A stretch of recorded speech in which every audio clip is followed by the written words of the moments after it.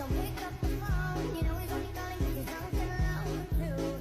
Don't let him in, no, I said kick him out again free. Don't be afraid, you know you're gonna wake up in his bed in the morning. Bismillahirrahmanirrahim. Assalamualaikum warahmatullahi wabarakatuh. Puji syukur kita panjatkan atas kehadirat Allah Subhanahu wa Ta'ala yang telah memberikan kita begitu banyak nikmat, terutama nikmat kesehatan, nikmat kesempatan, dan terlebih lagi nikmat iman serta takwa. Salawat bermutiarakan salam tak lupa kita kirimkan kepada baginda Rasulullah Muhammad Sallallahu Alaihi Wasallam. Baik, perkenalkan, saya Nur Eva Juniarti dengan NIM 10911065524 dari kelompok 12 Psikologi Perkembangan. Baik, di sini saya akan mempresentasikan makalah dengan judul Urgensi Perkembangan Individu dalam Pendidikan Agama Islam. Pendidikan agama Islam merupakan fondasi utama dalam membentuk individu secara utuh, bukan hanya secara spiritual, tetapi juga dalam pengembangan kognitif, sosial, emosional, dan fisik. Secara histori, konsep pendidikan Islam telah mengadopsi prinsip tarbiyah atau pembinaan, taklim atau pengajaran, dan tadib atau pembentukan akhlak yang menekankan pada keseimbangan antara intelektual, spiritual, dan moral.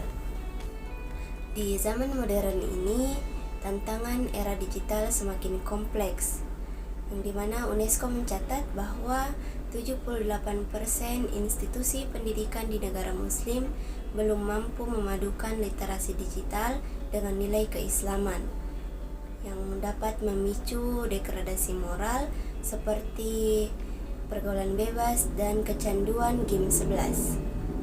Apa saja urgensi perkembangan individu dalam pendidikan agama Islam?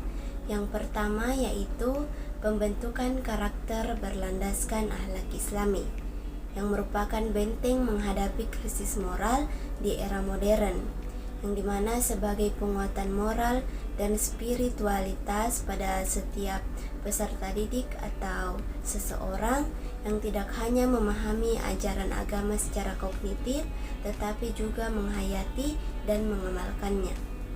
Kemudian yang kedua, pencegahan agama yang sempit atau ekstrim. Hal ini dapat dilakukan melalui pendekatan-pendekatan yang moderat, konstekstual, dan berorientasi pada kesejahteraan umat. Yang ketiga, penyeimbangan kehidupan dunia dan akhirat, agar individu mampu menjalani dinamika modern tanpa mengabaikan nilai-nilai ukhrawi. Dan yang terakhir, penyiapan generasi unggul yang siap menjadi khalifah di bumi, berkontribusi aktif dalam pembangunan peradaban yang adil, harmonis, dan bermartabat.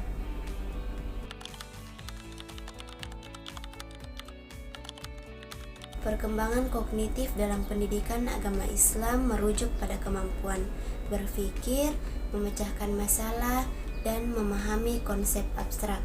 Menurut Piaget, anak usia 7-12 tahun berada pada tahap operasional konkret, di mana pembelajaran aktif memerlukan contohnya. Dalam pendidikan agama Islam, pendekatan ini dapat diimplementasikan melalui diskusi kisah Nabi atau eksperimen sains yang berkaitan dengan ayat kauniyah. Contohnya, memahami konsep penciptaan alam melalui observasi fenomena alam.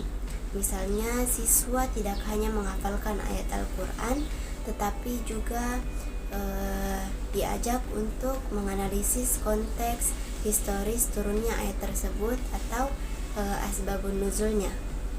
Yang kedua, perkembangan sosial dalam pendidikan agama Islam yang berkaitan dengan kemampuan berinteraksi, bekerja sama, dan memahami norma masyarakat.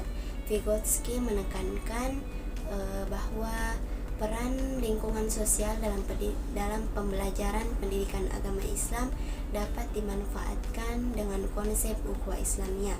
Teori Bronfenbrenner tentang sistem ekologi relevan untuk memahami peran lingkungan sosial dalam pendidikan agama Islam. Misalnya program Sekolah Ramah Anak yang diinisiasi oleh Kementerian PPPA untuk bekerja sama dengan madrasah mengintegrasikan nilai-nilai ukhuwah Islamiyah melalui kegiatan mentoring kelas.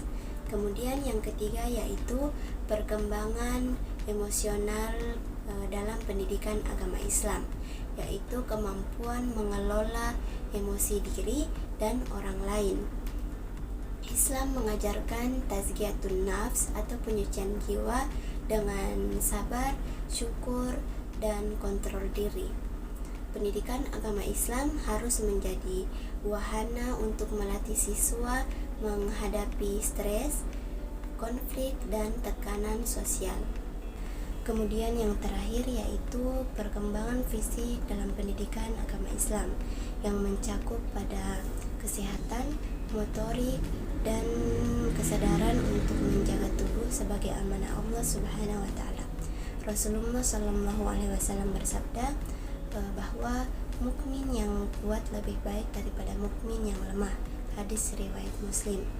Pendidikan agama Islam perlu mengintegrasikan praktik ibadah fisik dalam hal ini yaitu sholat dan puasa dengan edukasi gizi dan larangan untuk mengonsumsi yang haram. Kesimpulan, pendidikan agama Islam harus memperhatikan 4 aspek perkembangan individu untuk menciptakan generasi yang holistik atau kesatuan yang utuh. Apa saja 4 aspek tersebut? Yaitu yang pertama, kognitif, yaitu fokus pada kemampuan berpikir kritis, bukan sekedar hafalan. Yang kedua yaitu sosial, mengembangkan kerjasama, tanggung jawab, dan konsep ukhuwah Islamiyah. Yang ketiga yaitu emosional, yaitu mengajarkan pengendalian emosi dengan cara musahabah, muraqabah, dan role play.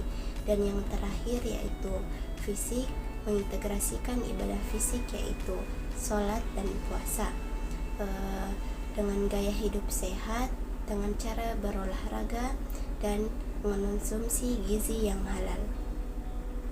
Demikianlah presentasi yang dapat saya sampaikan. Mohon maaf atas segala kekurangan. Saya akhiri dengan ucapan billahi fi sabilil haq fastabiqul khairat.